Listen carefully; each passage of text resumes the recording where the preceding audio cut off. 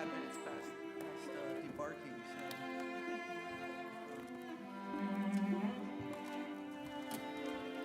Ladies and gentlemen, good morning. I'd like to call to order the March 25th, 2022 meeting of the Virginia State Water Control Board. Before I make introductions and before we proceed with the agenda, my name is Heather Wood. I'm chair of the board. I want to acknowledge a few folks that have since retired from DEQ and were of great service to this board. I particularly want to, on the record, thank former Director David Paler for his many years of service to the Commonwealth of Virginia. And I would also like to thank Cindy Burnt, who was our clerk to the board for a number of years. And I know that for me, this last few years as chairman of the board, I probably would not have survived without Cindy's service and her dedication.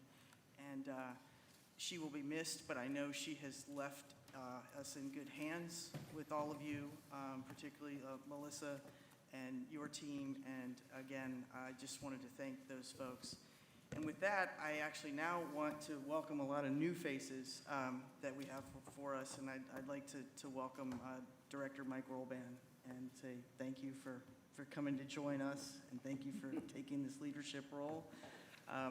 I actually met Mike, he probably doesn't remember this, back many years ago when he was 12 and I was 6. And I've always followed his work with a great deal of admiration and respect. So I think the governor made a wonderful choice in appointing you. So thank you and welcome. Thank you very much. I really appreciate that. I'm not sure what to say except it's very odd sitting up here. I'm used to that side. But I look forward to a good meeting and working with the board. It's great. Thank you. So with that, I will begin with introductions of the board, beginning with my left, to my left. Hi, I'm Jill Cohen from Falls Church, Virginia. Paula Jasinski, Richmond, Virginia. Heather Wood, Norfolk, Virginia. Lou Wallace, St. Paul, Russell County. And Ryan Seeger, Springfield, Virginia. And then I believe we have 2 new representatives from the Attorney General's office. Good morning. Good morning, Mike Chagles from the Attorney General's office. Good morning, Chris Bergen from the Attorney General's office. Thank you.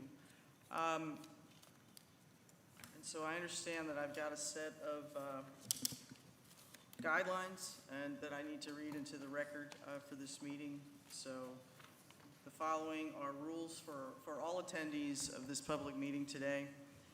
Attendees may not erect any signage inside or outside the meeting room or building. Attendees are not entitled to be disorderly or disrupt the meeting from proceeding in an orderly, efficient, and effective fashion. Disruptive behavior may result in a recess or removal from the meeting. Possession or use of any device that may disrupt the conduct of business is prohibited, including but not limited to voice amplification equipment, bullhorns, blowhorns, sirens, or other noise-producing devices, as well as signs on sticks, poles, or stakes, or helium-filled balloons. All attendees are asked to be respectful of all speakers. Rules will be enforced fairly and impartially, not only to ensure the efficient and effective conduct of business, but also to ensure no interference with the business of the complex, its employees, or guests. Attendees wishing to record the proceedings are welcome to do so. However, you may not interfere with the business of the meeting nor impede the view or participation of other meeting attendees and staff. No smoking is allowed unless in a designated outside space. This includes tobacco and e-cigarettes. No alcohol, fireworks, pyrotechnics, weapons, or any substances or items controlled by law or allowed. No firearms are allowed in the state's contracted spaces except for firearms carried by law enforcement officers or authorized security personnel. All violators may be subject to removal from the meeting facility. Anyone removed from the facility may not re-enter. Anyone who fails to comply with removal may be charged with trespass. And now we'll proceed with the agenda items. First item on the agenda is a review and action on the minutes from September 28th, 2021.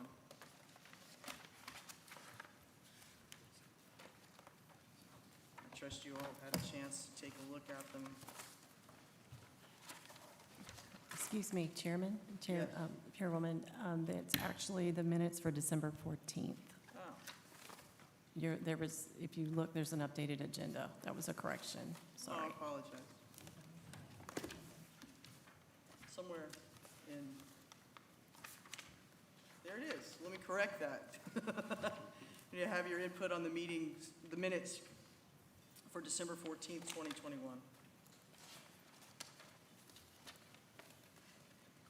Madam Chair, I'd like to offer a motion to accept the minutes as presented. Motion's been made. Is there a second? Second. All those in favor signify by saying aye. Aye. All those opposed? Motion carries. Minutes are approved. Thank you. You see, Melissa, I already put you to the test by,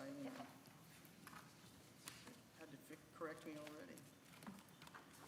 Next item on the agenda is final regulations, Virginia Pollutant Discharge Elimination System, general permit regulation for vehicle wash facilities and laundry facilities. Stowe, nice to see you. Hello. Let's see if we can make this work.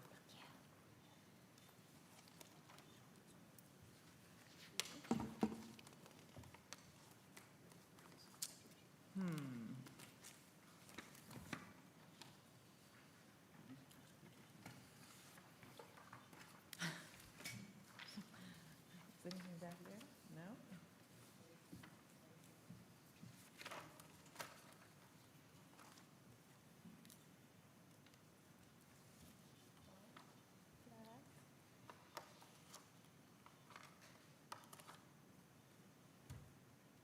Well, you've got a handout. Technology. It's been like this since we came back in person, It takes a while to adjust. Well, I'm just going to proceed then. How Please about do. that? Please do. Thank you. All right. My name is Eleanor Dobb, and I'm with the Office of VPDES Permits. And what we're doing today is talking about the general VPDES permit regulation for vehicle wash and laundry facilities. This is a final action. It's a reissuance of a general permit, and it's going to expire October 15th of this year. So that's why we need to go through this to have it reissued. The next slide talks about some background, and there are 91 facilities currently covered under this permit, and mostly it's sort of what you're used to seeing, the self-service type car washes. Most of them are in rural areas. It also includes some rental car agencies, quite a few of those actually, that wash their cars, and we also have a few other vehicle wash type facilities. Some maintenance yards have coverage under this permit as well. We published a notice of intent and regulatory action in September of 2020, formed a technical advisory committee, which was attached to your board memo. It had localities and industry representation on that TAC. We met virtually on June 10th, 2021. The board approved public comment in September 2021, and a notice of public comment was published November 8th through January 7th. We had a public hearing December 10th, but no one came. We did receive one comment from the City of Alexandria, a written comment. The next slide, this talks about the comment. Currently, the language requires an evaluation of the connection to central sewer, to sanitary. It's part of the registration statement. They have to convince us that connecting to central sewer is not an option for them. Also, under the authorization to discharge section, which is section 50B5, it talks about that as well. And in other words, if there is connection to central sewer, then we cannot authorize discharge. The City of Alexandria, their concern is the storm sewer system, and they ask that we strengthen the language related to connecting to the sanitary sewer so that cost savings not be considered as a reason for discharging to the storm sewer system, and if a private vehicle washing facility that is connected to sanitary is nearby. We agree with that comment that additional costs should not automatically release a facility from these requirements. However, we do think an evaluation of reasonableness needs to be made. And the permit talks about that on a case-by-case basis. We added, there's a number of storm sewer protections in this permit, and we think we've covered their concern pretty well. We probably could improve the guidance related to that. We have some guidance that talks about it, but no changes were made to the regulation in response to the comment. The next slide. I'm just going to go over some of the significant changes proposed. We've added some new definitions in the first part, section 10, for golf cart equipment, inlet protection measures, and lawn maintenance equipment, and that was at the request of the TAC. Sections 40 and 70, we've updated the effective dates to January 1, 2023 through December 31, 2027. That means since the permit is expiring, the slides are up. The permit is expiring October 15th, that means that we will have to administratively continue the permit for 3 months to January 1. We're doing that to get, it just works better with our EDMR system if it's on a calendar year. Okay, see if this works. Next slide.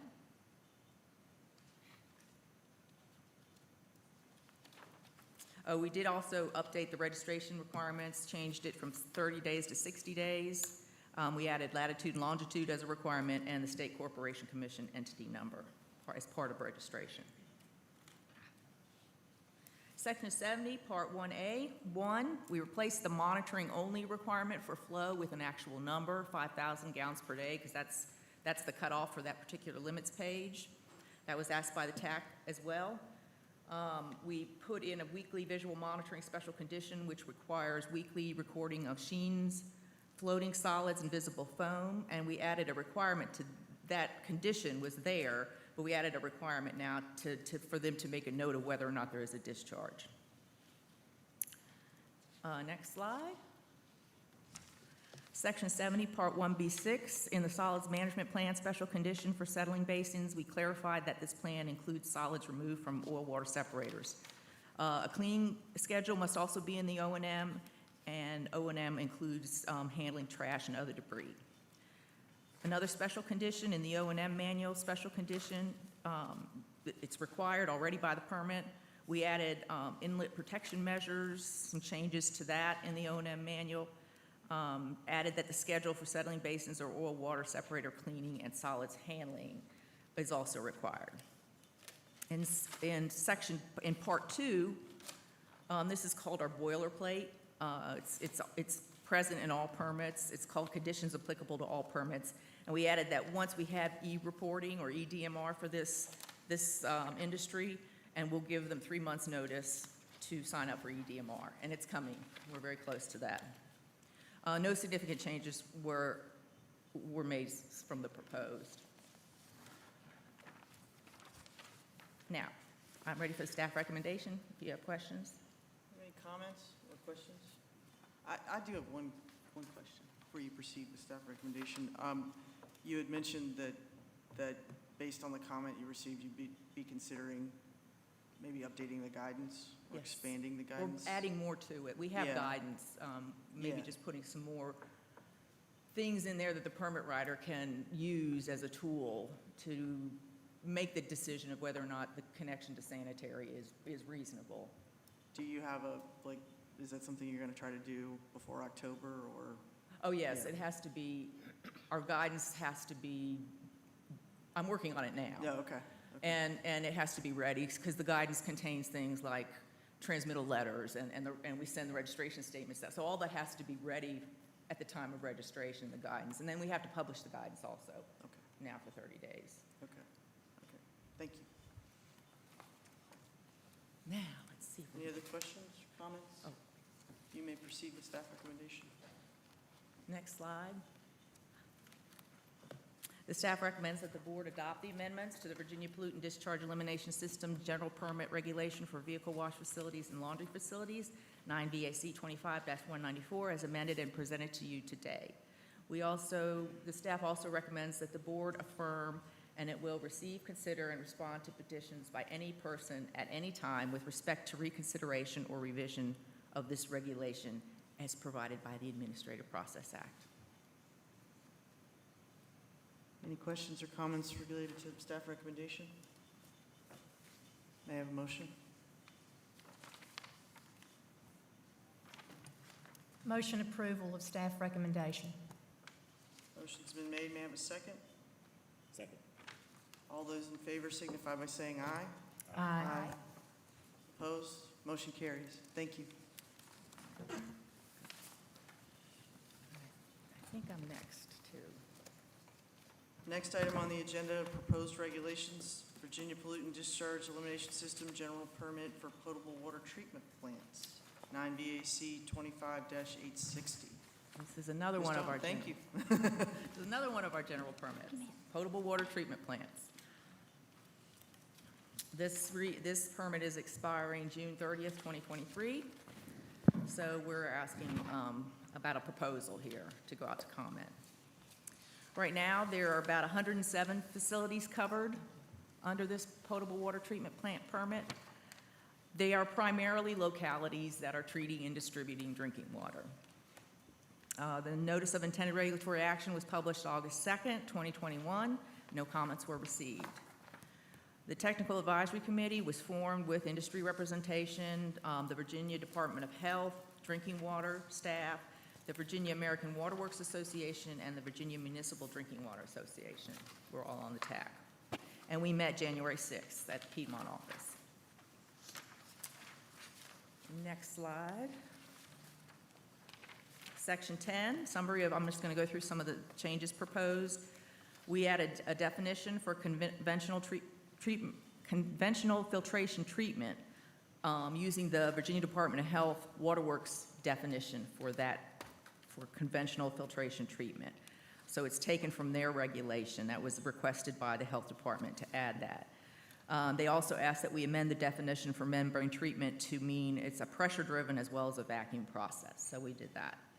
Sections 40 and 70, of course, we're updating the effective dates to reflect the new 5-year term, which is July 1, 2023 through June 30th, 2028.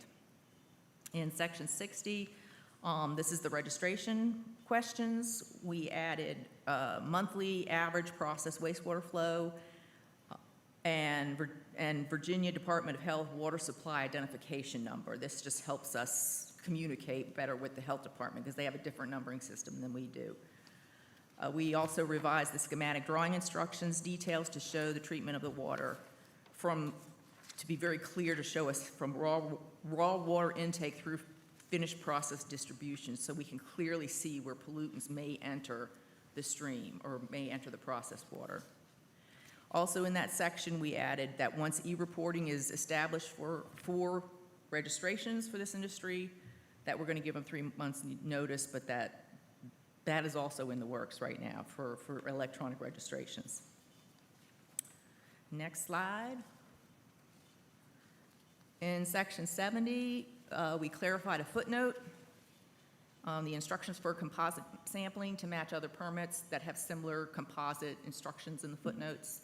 We also added that the composite sample procedure may be approved by DEQ on a case-by-case basis because it doesn't always fit well into the definition.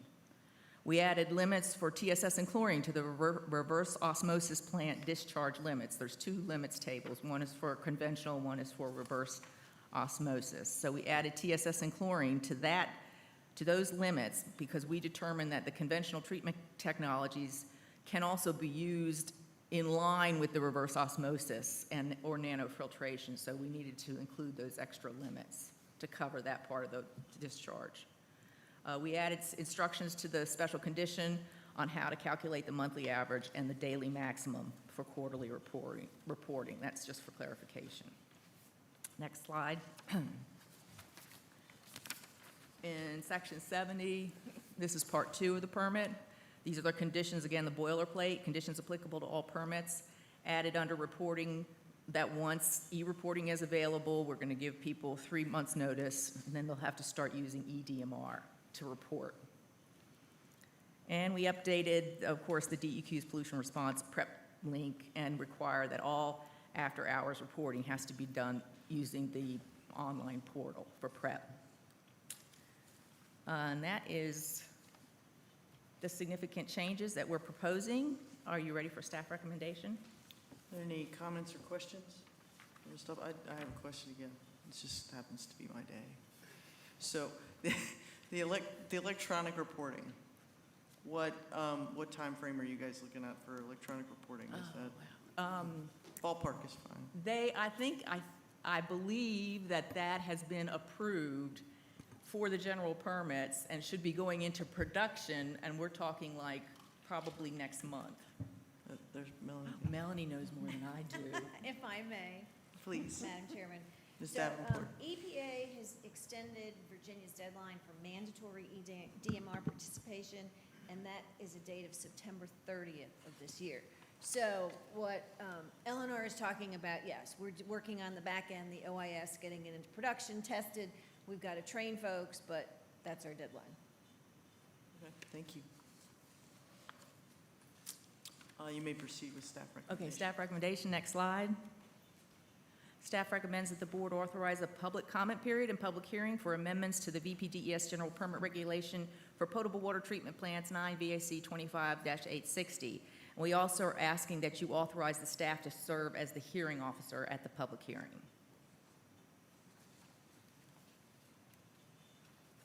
Any questions or comments related to staff recommendation? May I have a motion? Madam Chair, I make a motion to accept the recommendations of the staff. Motion's been made. May I have a second? Second. Motion's been made and seconded. All those in favor signify by saying aye. Aye. Aye. All opposed? Motion carries. Thank you. Thank you, Eleanor.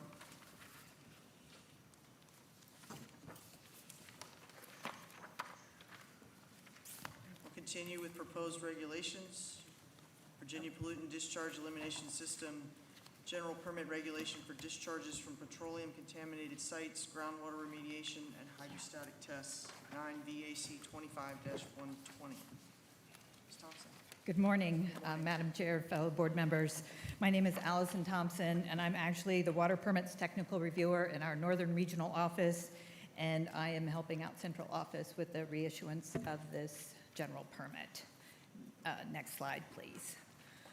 Like Eleanor, it's a proposed action right now, and the NOIRA was published on September 28, 2020, but we did not receive any comments. The Technical Advisory Committee was formed with local government consultants and professionals who support the permittees, and we met in person on December 1st, 2021 at the Northern Regional Office. And next slide, please. As you can see, there are only currently 34 active permits statewide, with most of them being in the northern region, based on just that's where most of the development in the state tends to be, inside the Beltway. You can see we have 5 permits in each region in Valley and Tidewater, 2 in Piedmont, and 1 Blue Ridge, and 1 in the Southwest. And these number of permits can also change based on the different construction projects. So sometimes the permit number goes up, and then when the projects are complete, we see the numbers come down. Next slide. There are some significant changes proposed to this permit. We are talking about revising the title of the regulation to groundwater remediation of contaminated sites, dewatering activities of contaminated sites, and hydrostatic test general permit. That's a mouthful. Section 20, which is the purpose of the regulation, we are proposing to expand it to include remediation of groundwater from metals contamination and also permit ongoing dewatering projects from contaminated sites. Sections 50 and 80, we're talking about updating the effective dates to March 1st, 2023 to February 29th, 2028. And no, that's not a typo, that is a leap year that year.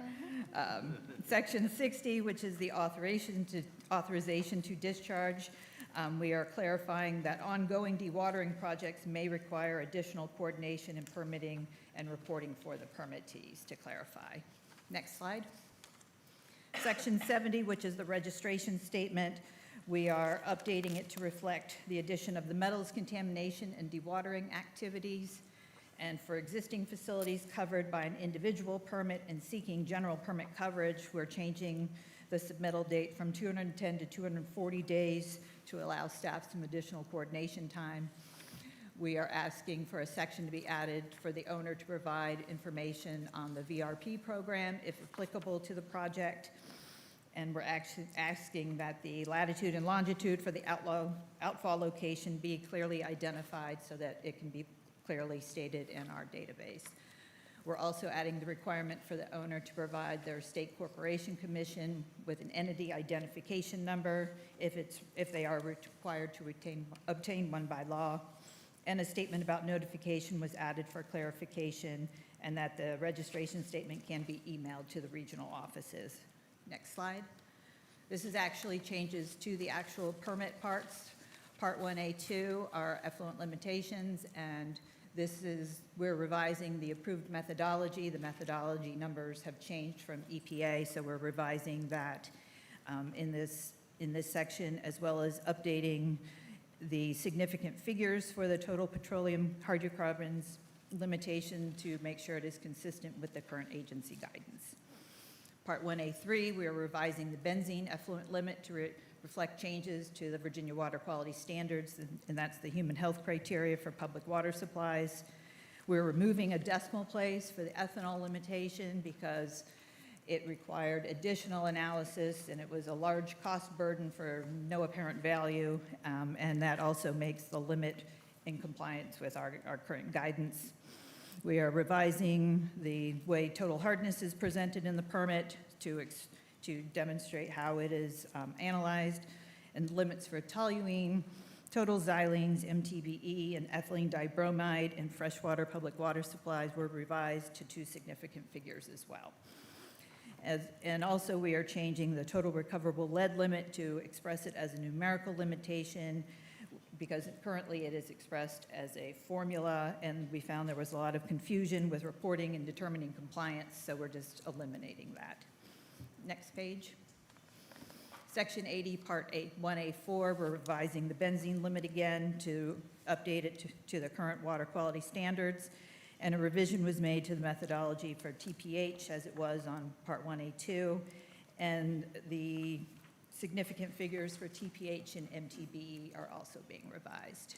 And Part 1A5, the chloroform effluent limitation was revised to reflect changes to the water quality standards, and we revised the limits for a number of the compounds, as you can see, to 2 significant figures as well to be consistent with guidance. Next page. This is actually the new effluent limitations page for metals contamination from groundwater remediation or post-construction dewatering. As you can see, we established limitations for pH, total recoverable arsenic, cadmium, chromium, copper, lead, nickel, selenium, silver, thallium, and zinc. And we also included monitoring for flow and total hardness. And the final changes in Part 1A2, just like in Eleanor's permits, we're adding that they have to do the e-reporting when they are notified. Are there any questions before I proceed to staff's recommendations? Any questions or comments from Ms. Thompson? Madam Chair, may I ask a question? Yes, please. Just a practical question. In terms of the general permit, it seems to me that the general permit applies to facilities. So one could argue it's a change in the scope of the facilities to which this general permit might apply to. Is that correct? Yes. The general permit applies to anybody, so the owner has to comply with the applicable effluent limits for the listed chemicals in the general permit. To the extent that you're changing the scope, is there a possibility that there'll be some contaminants in the discharge that are not covered by effluent limits?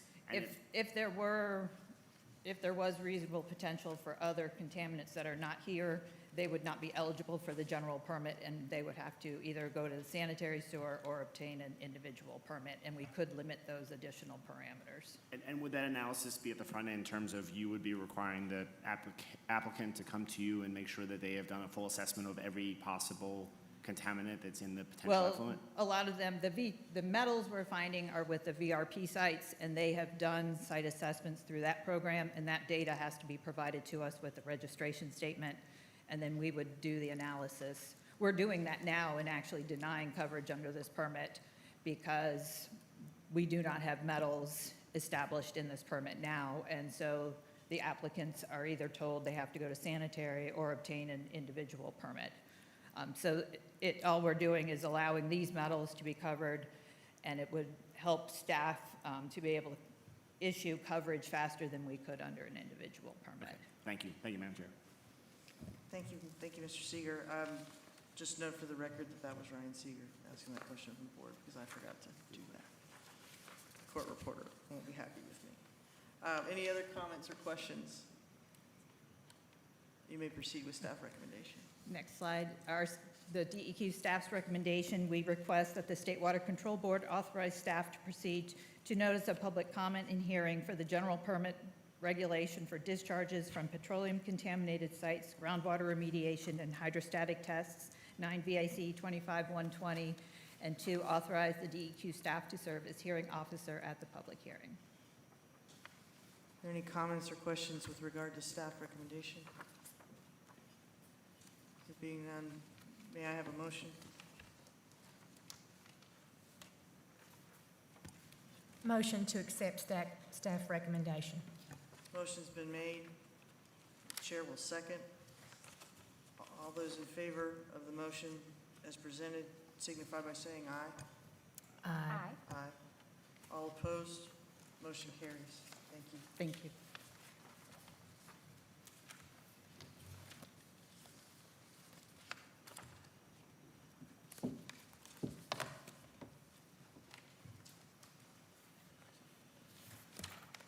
We'll move on to tab E of our board books, withdrawal of regulatory actions. Ms. Porterfield, doing double duty today. Yes, ma'am.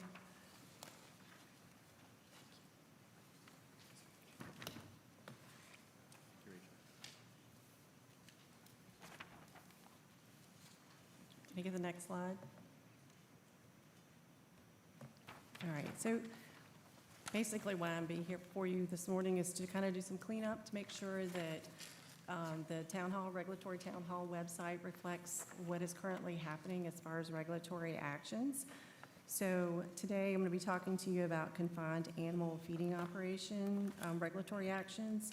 DEQ initiated regulatory actions back in 2004 in response to changes to federal regulations. The federal regulations changed. DEQ initiated new regulatory actions in response to the federal regulatory changes in order to meet the requirements of the Administrative Process Act. So amendments to address confined animal feeding operation changes have been completed using other regulatory actions.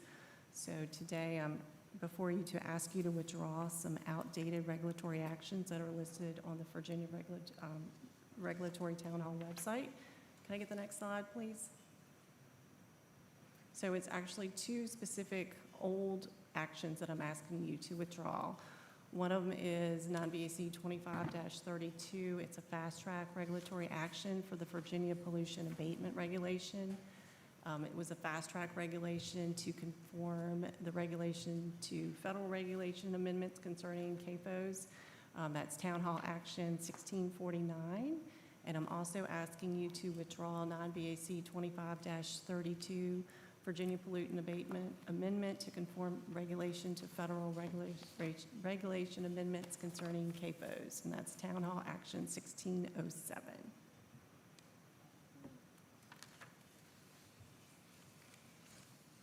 Thank you. Any questions or comments for Ms. Porterfield? There being none, you may proceed with staff recommendation. Okay, so the recommendation is that you withdraw the following regulatory actions. Non-VAC 25-32, and as I've mentioned before, it's Town Hall Action 1649 and Town Hall Action 1607.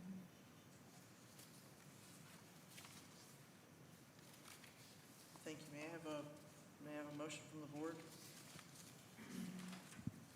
Madam Chair, I make a motion to accept the staff recommendation. Second.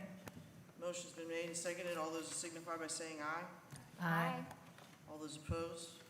Motion carries. Thank you. Okay, thank you.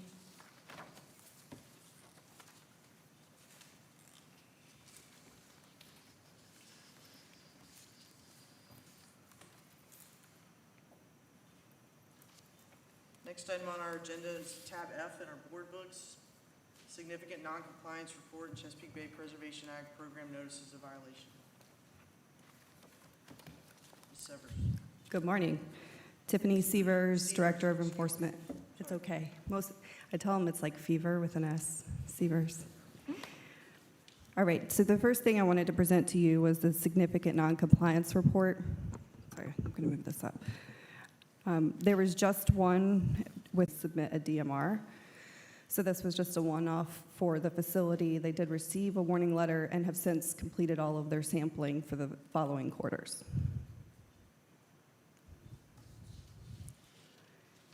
Any questions on that one?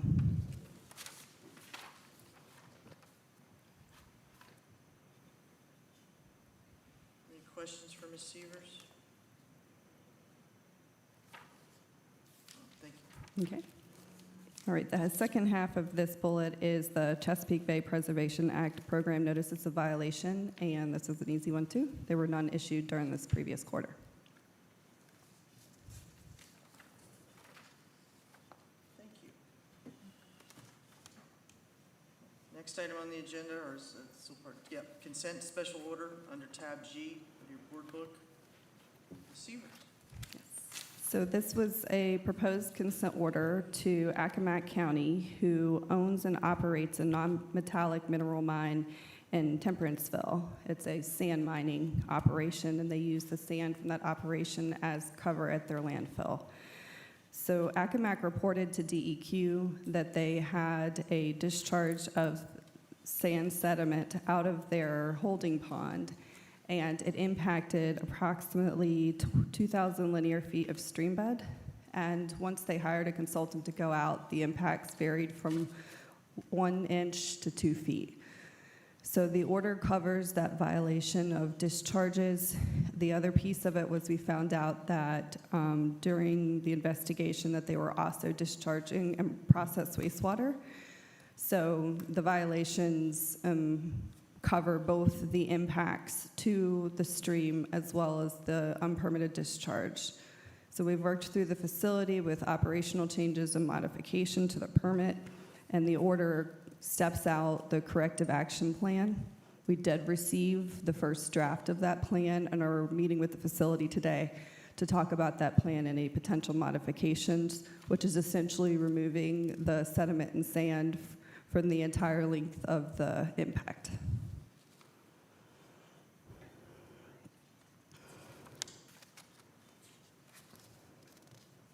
And the penalty proposed is $80,826.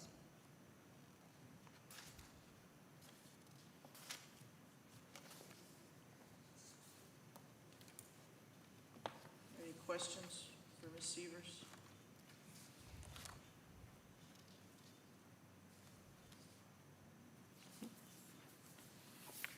Okay. Go ahead. Okay to move forward with the staff recommendation? Yes, please.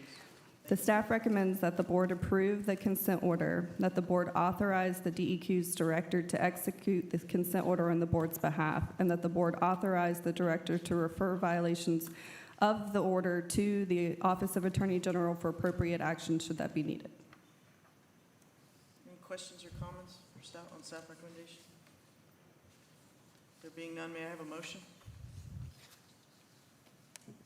Madam Chair, I move to adopt the staff recommendation. Motion's been made. May I have a second? I second. Motion was made by Mr. Seeger, seconded by Ms. Jazinski. All those in favor signify by saying aye. Aye. All those opposed? Motion carries. Thank you very much. Thank you, Chairman and the board.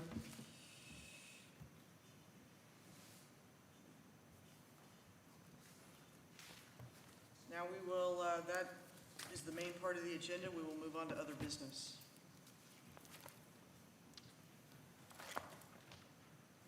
Future meeting dates. So June 22nd? June 22nd is the next meeting of the board, and I will also be polling you probably beginning next week about a potential meeting date for one of the last 2 weeks in August. Okay, thank you. What day of the week is the 22nd? Do you know? I can- Wednesday, I believe. Wednesday? It's Wednesday? It's a Wednesday. Wednesday. Thank you.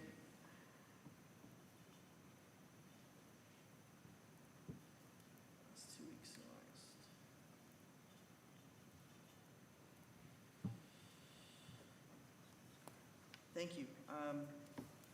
Division Director's Report, Ms. Schneider. Nice to see you. Yes, same here. It's nice to be back in person and see everybody. Good morning, everyone. My name is Jutta Schneider. I'm the Division Director for the Water Planning Division at DEQ, and I'm pleased today to talk to you about the 2020 State Water Resources Plan. Next slide, please. The plan was released in January of 2022 following a multi-year data analysis process and public comment period.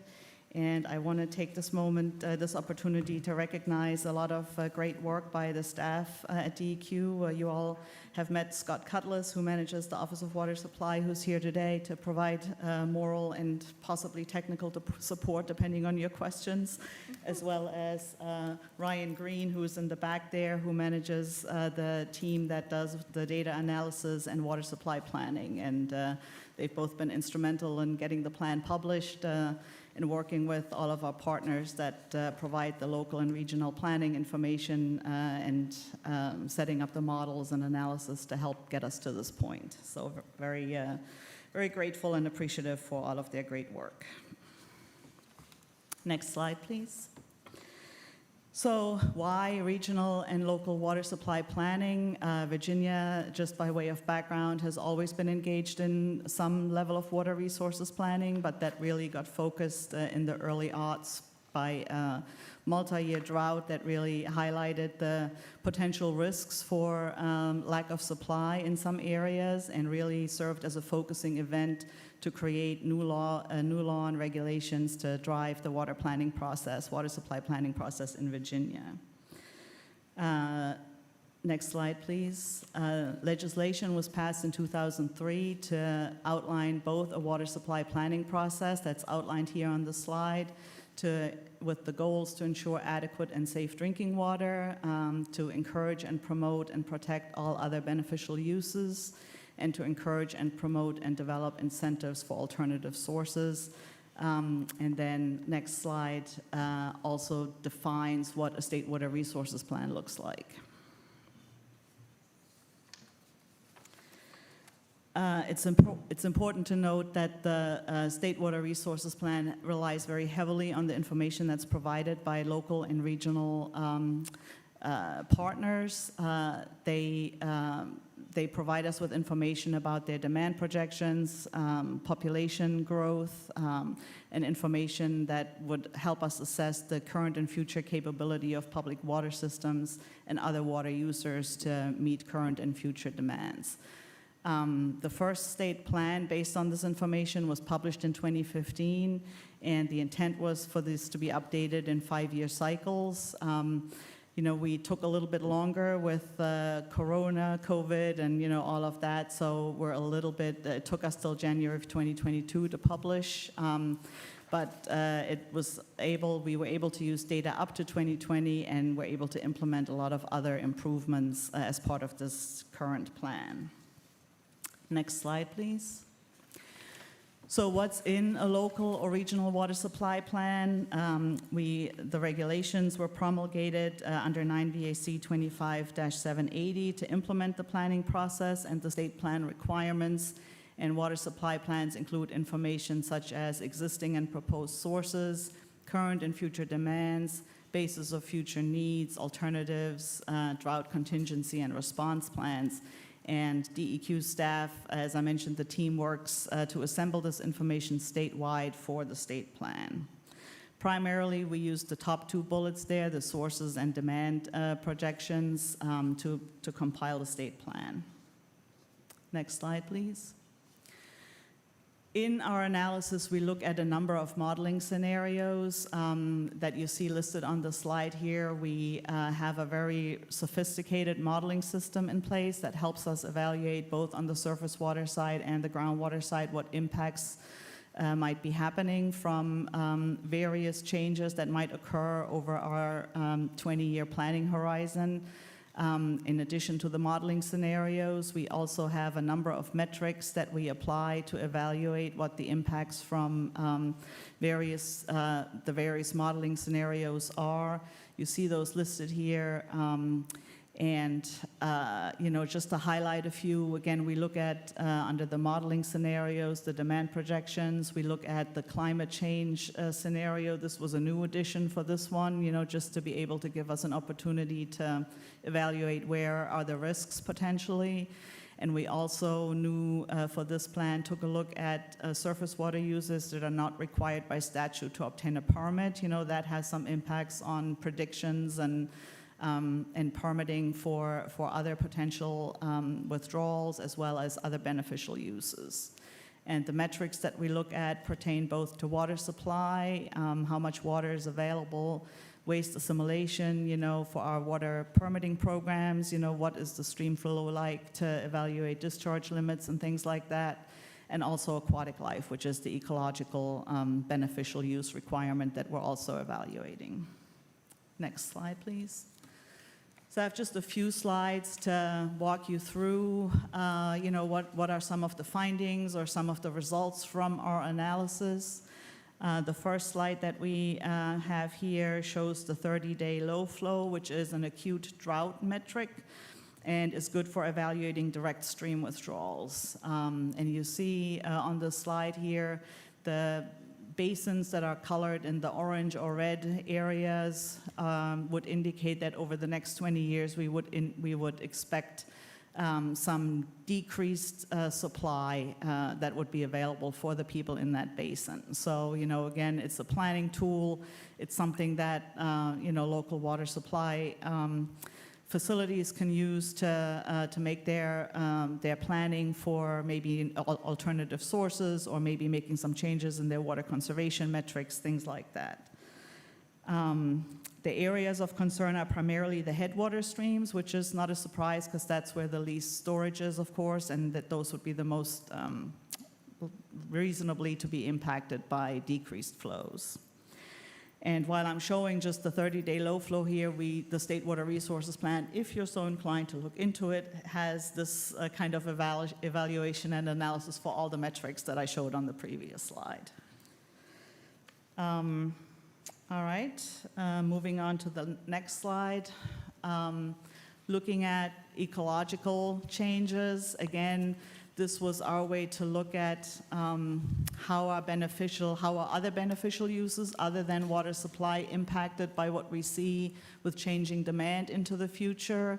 We worked together with the U.S. Geological Survey and other partners to develop an ecological metric that helps us evaluate a potential loss of species over that time period, which of course would be not something that we would want to guard against or manage to protect against. This flow ecology framework, shows a couple of smaller basins where, based on the increase in demand, we might expect a species loss of one species over the next 20 years. And again, this would be something that we would work with potential permittees or others to try to guard against through operational changes or, looking at, again, potentially alternative sources or some management decisions to address this. Basically, we're looking at this as a risk assessment. It doesn't mean this will happen, but it's something that, again, in the planning process, we can go and talk to our partners and say this is an area of potential risk that we identified. What can be done to address this or potentially mitigate this? It's also a screening level metric that can be used sort of as a first cut. There are some more robust or time and money intensive tools that can be used or that might be used for like a permitting action, but this again is sort of a first cut at looking at where we might be expecting impacts down the road. Next slide, please. Moving on to the scenarios that we developed to look at potential impacts from changing climate conditions. There's obviously various scenarios that have been developed over the last several years.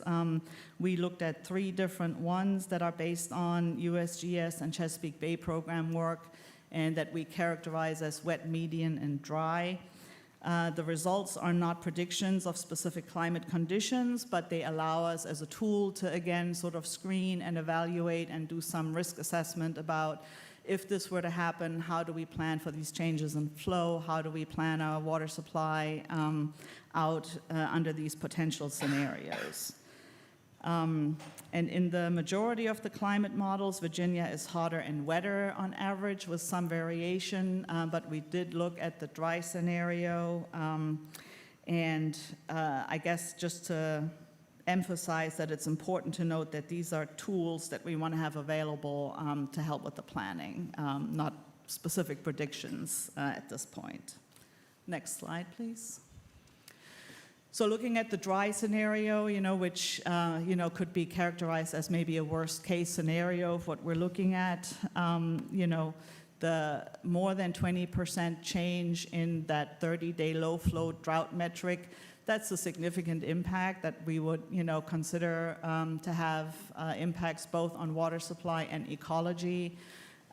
So again, this is a tool that helps, evaluate the fact that under that scenario, we just can't rely on Virginia being a water-rich, state anymore. There's a few areas in the southern part of the state, you'll notice, those are not covered by the Bay model, so we weren't able to use the climate scenarios in that part of the state, but we are working to update to be able to cover that part of the state for the next plan. All right, moving on to the next slide. And then I mentioned before those withdrawals that are not required by statute to obtain a permit. We have about 75% of surface water withdrawals that are currently in that category. That makes it a little bit challenging at times to be able to really predict what the potential impacts of withdrawals might be. So again, we thought it would be helpful and inform the planning process and the process for water withdrawal permitting and conversations around water resource management in Virginia to be able to show, assuming that, various levels of withdrawals were implemented, what would that result in? So again, for this particular metric, you see a few basins where there are some increases of more than 20%. And again, as a planning tool, this would just help inform the conversations to kind of say, what do we do with that? How do we proceed with, managing the resource sustainably into the future to help meet all of those requirements and needs? Again, a worst case scenario, and as you can see, this would be something that we would want to have some conversations around moving forward. Okay, one more slide. Next slide, please, to talk a little bit about groundwater. We've all been here and, you've heard the presentations about our groundwater resource and the groundwater management areas east of 95. We do a similar analysis there, sort of looking ahead, what would be the water supply demands in 2040. And what you can see here is basically some increasing critical cells, which are, as you remember, those cells that are below the surface of the aquifer. So that's a legislative and regulatory limit in terms of what we want to protect against and what we want to avoid. Again, we're looking at significant growth from domestic and private wells. This is something that we've been aware of for a while, that, those are, again, withdrawals that are not required to obtain a permit because they're typically small withdrawals, but in the aggregate, they can have an impact. And, so we're looking, again, to improve our methodologies on how to predict those smaller withdrawals and how they would impact the situation in the Eastern Virginia aquifers. And again, this is one of those potential futures under certain modeling inputs that can inform this decision-making and is what we would consider to be one of the worst-case scenarios, again, as a planning tool moving forward. Next slide. So the source and demand information that we obtain from the localities and their partners, all the great work that all of our local and regional planning partners put into collecting this information. together with the number of sophisticated modeling and analysis tools, allowed us to make some significant improvements for the 2020 State Water Resources Plan. We really think this sets us up for good future conversations with permittees and other stakeholders, across the Commonwealth to manage the resource responsibly. We think that the state plan is best used as a screening tool for informing future local and state planning efforts, allows us to focus on areas of highest concern, and we are planning to engage those partners in those areas moving forward. You see some of the other highlights here. I've touched on those already in my remarks. I think there's definitely some good results that came out of this plan. And just one more slide, please. Next slide. To make you aware that there is an ongoing regulatory action to address some changes to the statute that were made as part of the 2020 General Assembly. We are currently in the process of meeting with RAP members, Regulatory Advisory Panel members, to talk about what that will look like. And the change was basically to move to a more strongly regional planning focus, which, as you could see from the slides, the boundaries, water doesn't respect jurisdictional boundaries, so looking to a more water basin approach is what we're planning to implement based on this change. We're expecting to complete that process in April and hope to be back to talk to you about the changes to the regulation later on this year. And last slide shows the link to the plan, and happy to answer any questions or hear your comments. Thank you. Thank you. Anybody have any questions, comments, members of the board? Madam Chair, you mind? Ryan, please. May I just ask 2-3 quick questions? On the alternative water sources you talked about, I know this is something that's bigger in the West than it is kind of on the East Coast in terms of kind of reclaimed sewage and things like that. What is Virginia kind of considering in terms of alternative water sources? What are potential options that could be used in the state of Virginia? I think at this point, what we're looking at is mostly, are there other systems that can be tied into? Are there maybe groundwater or surface water conjunctive use systems that could be, developed? I know there's been some conversation about reuse, but I'm not sure that that's, at a point where that would be really a viable alternative. But Scott, feel free to chime in here as well. Yeah, I would say for the most part, folks are looking at still what most people would classify as traditional types of. We have facilities that might benefit from having some additional groundwater as backup, particularly for drought makeup water. So getting more conjunctive. There are lots of opportunities for interconnection, optimize the use of the resource by interconnecting different systems. And we do have a number of facilities across the region that actually are doing desalination right now. So brackish water desalination, whether from brackish groundwater or brackish surface water. And we're seeing more and more folks looking at different levels of water reuse and trying to use water reuse for some of those non-potable purposes. We have a large number of data centers up in the Northern Virginia area that do all of their cooling from reuse water. And so you're starting to see people looking at more and more of those non-traditional sources that haven't been looked at in the past. But we still, we're dealing with 324 local governments. And so, those traditional sources still need to be on the table, and people are looking at those too. Wait, before you go. You mentioned that Virginia could no longer be considered a water-rich state. Is there a scenario that changes that course or that direction, or brings it back to? Yeah, I mean, these are all about, the narrative about water-rich has gotten so generalized that it's not helpful, and I think it leads to inappropriate conclusions. Virginia has some portions of the Commonwealth in drought almost every year, where there are, short-term acute shortages, right? And so that's really what we're talking about. And what we're saying is, as you expand your need, you need to also be considering at the same time how you address those acute periods. Because even under climate change, when generally on average, annual averages, we're going to be wetter and warmer, that doesn't mean we're not going to have drought years. And what it means is that those drought years are going to be worse than we've ever seen before. So if your goal when you turn on the tap is to have water, you have to be thinking about both extremes. And you have to plan for them and do your capitalization and all of that kind of work with that in mind. Okay. Thank you. Sure. Answers, one question? Please. One question.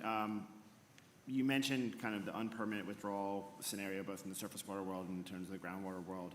Just out of curiosity, is to the extent that you have some way of quantifying the withdrawals, is it modeling that you use? Is it for lack of a better word, is it a blind spot in terms of you don't really have a good handle? So obviously in a kind of a drought situation, really refining kind of where withdrawals are is critical to just knowing what your needs are and what your, where your projections might be. Kind of just curiosity in terms of what you know about the unpermitted withdrawals in terms of volumes, locations, numbers, right, and kind of what your hope is in terms of refining that number to something a little more exact. Yeah, I know Scott is very passionate about that. It's all about the data, right? We kind of have two buckets, right? So we have the surface water bucket, and then we have the groundwater bucket. All right, they're very different in terms of our level of understanding. The surface water bucket, we know who they are for the most part, at least the people that are likely to have significant impacts, right? But because there is no permit in place and no baseline that was established by the statute, and anybody that existed prior to the statute doesn't have a limit, their limit could be really big, right? And so over time, as a result of different information gathering efforts that have taken place, there is a range of claims, I'll use that term, that have been made by those users about what they think either they're entitled to or that their existing system is capable of taking out. And so those are the numbers that we used in our analysis on the surface water side, okay? So ideally, you want to get to a place where you're not dealing with a range of numbers anymore, and you've got an agreed upon single number, right? On the groundwater side, you're just dealing with an order of magnitude or several orders of magnitude more.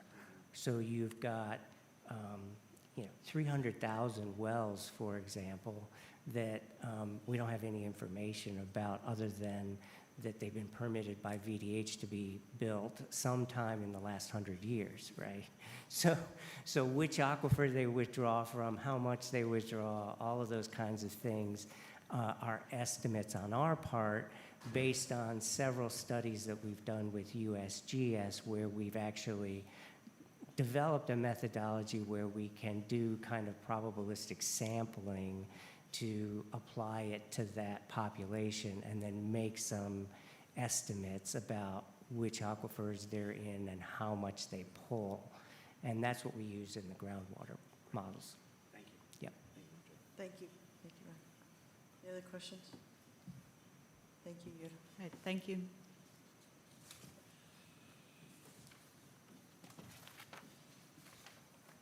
Mountain Valley Pipeline update. I'm going to defer this to James Golden to sit up here.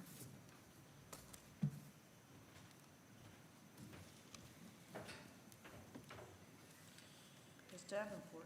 Madam Chairman, members of the board, did just want to mention, I think in follow-up to one of Mr. Seeger's questions, you actually have a regulation that regulates the reuse of wastewater. It's not a regulation that we have had to do anything to anytime recently, so probably you are not even, it's not something that's been brought to you. However, we do have to do periodic review of our regulations. And the last time we did periodic review of that, one of the things that we talked about, that reg does not authorize direct potable reuse. So one of the things we talked about is at what point in time should we begin to contemplate that? And that's really a conversation that we have to initiate with the Department of Health, because obviously they're the folks that regulate drinking water. So if that's where you were going, you do have a regulation for non-potable reuse, and in my worldview of things that it would be great to eventually dig into, potable reuse is one of them. The other thing I just wanted to take a moment to mention, simply because I had pulled together some statistics for another presentation. Every board meeting, we report to you on facilities in significant noncompliance. And back in 2018, EPA initiated a compliance initiative to reduce the national SNC rate. And at that moment in time, fiscal year 2018, nationally, the baseline of noncompliance was 20.3%. So 20.3% facilities nationwide ended up, so we have always reported to the board on facilities in SNC in Virginia, and just wanted to let you know for the year 2021, as I said, it is reported quarterly on a rolling average. Our SNC rate in Virginia for major individual permits was 4%, so way, way, way lower than what the national average was and what the goal is to get to. For non-major individual permits, our SNC rate was 5.5%. So Virginia has always been, the desire for us to keep facilities out of significant noncompliance is a huge driver, both on the compliance side and the enforcement side. So since I had those figures, I thought I would mention them because personally, I'm very proud of them, and I hope you are too. So what I'm here to talk about is the regular update on compliance status activities with the Mountain Valley Pipeline. I believe that I reported back in December that virtually all forward progress had ceased, but absolutely right after the board meeting, you know, we're very much in the winter season. So through March 18th, which is when we wrote this up, all forward progress activities had ceased, and it was about repairing and replacing erosion and sediment controls that needed it, and also reapplication of temporary stabilization as needed. So there is no forward progress. We did not receive any citizen complaints in the period of December 11th through March 18th. We did have an issue that was brought to us through Franklin County. One of their citizens had expressed a concern about an old dam and whether activities related to the pipeline could be having an effect on that dam. Apparently, well, back up, we went out, took a look at it, and concluded that whatever was going on that dam was not related to activities related to the pipeline, but we contacted our sister agency at the Department of Conservation and Recreation, which of course has the dam safety program, and my understanding is that some information was provided back to Franklin County on that. So it was a fairly quiet quarter in terms of compliance activity. I did want to let you know, remind you that back at the December board meeting, you authorized the issuance of a Virginia Water Protection Permit, which also serves as the 401 certification for the Corps' proposed individual 404 permit. That permit was appealed because of the language in the Natural Gas Act. Your state permit actually goes to the Fourth Circuit. There was a motion to stay both your action and West Virginia's 401 certification. In West Virginia, the court did not grant that, and then the petition was withdrawn in Virginia. And the reason why, and this is where it gets kind of convoluted or complicated, so hopefully I can explain this well. So in January, a 3-judge panel of the Fourth Circuit vacated the project's authorization that was granted by the U.S. Forest Service to cross the Jefferson National Forest. A month later, that same panel vacated the biological opinion that was prepared for Fish and Wildlife Service related to the protection of endangered species.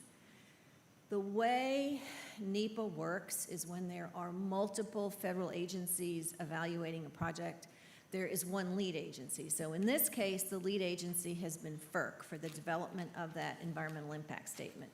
So the biological opinion that was provided for the FERC certification is what has been vacated again, but the Corps was going to rely on that for their evaluation of their 404 permit. So the Corps has stated that they're going to delay ruling on the federal 404 permit, the application to cross wetlands and streams, until this issue of the biological opinion is reserved, which meant there was no need to stay your action because it was we already knew that the federal government wasn't moving on that. So if you read the articles, it's kind of hard to keep track of all the litigation. The other thing that's happened is that, as I mentioned, these decisions in the Fourth Circuit are in front of a 3-judge panel, and Mountain Valley has actually asked the full court to reconsider the vacature of both the biological opinion and the permit to cross the Jefferson Forest. And we are waiting to see what the full Fourth Circuit may say on that. So other than that, I don't have any further information to report, and I don't know if you have any questions. Any questions for Melanie? Thank you very much.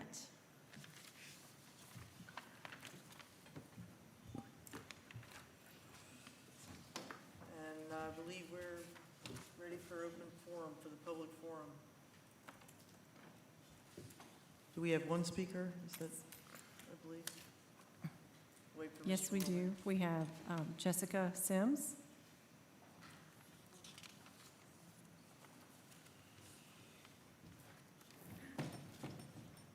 Good morning to you all. Again, Jessica Sims. I'm here on behalf of the environmental organization Appalachian Voices. So I had 2 components to my comment today.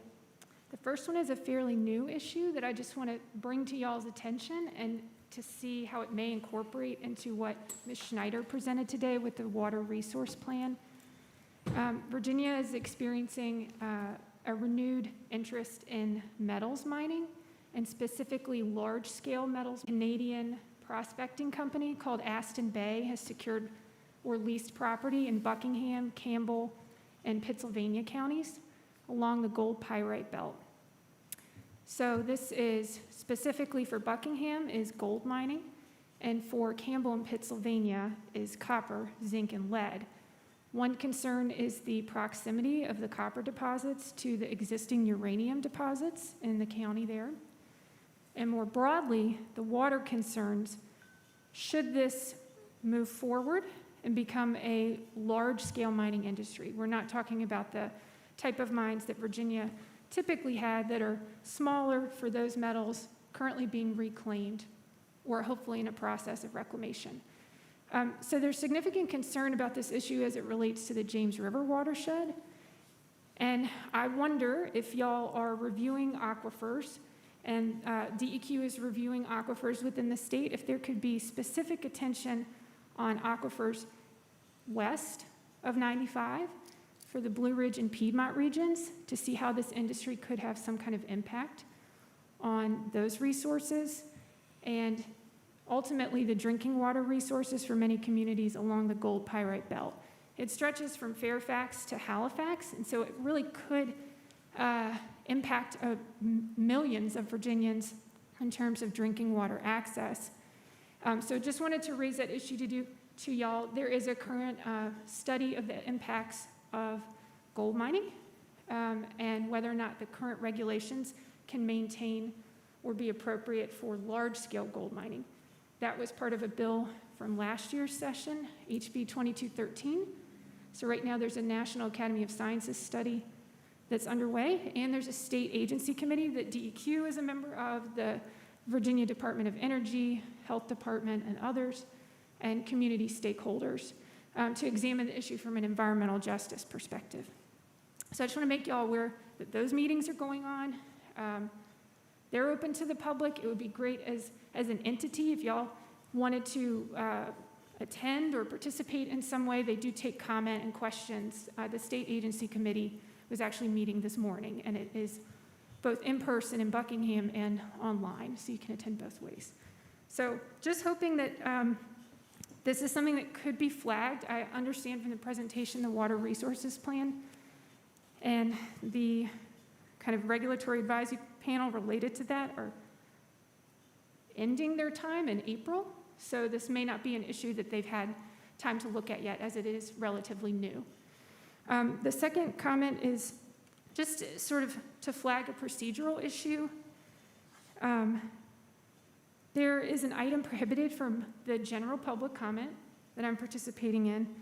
And as you recall, that was a request by former member Tim Hayes to have it placed in the agenda in such a way that it was no longer in the director's report and was instead a standalone item that would prohibit public comment. Specifically, he said he was sick of hearing about it. So I respectfully ask if the board feels that public participation should be welcome and encouraged, that administratively you request that it not be placed in the agenda the way that it is now so that public comment is prohibited. And that's all I have. Thank you so much for your time. Take care. Thank you, Ms. Sims.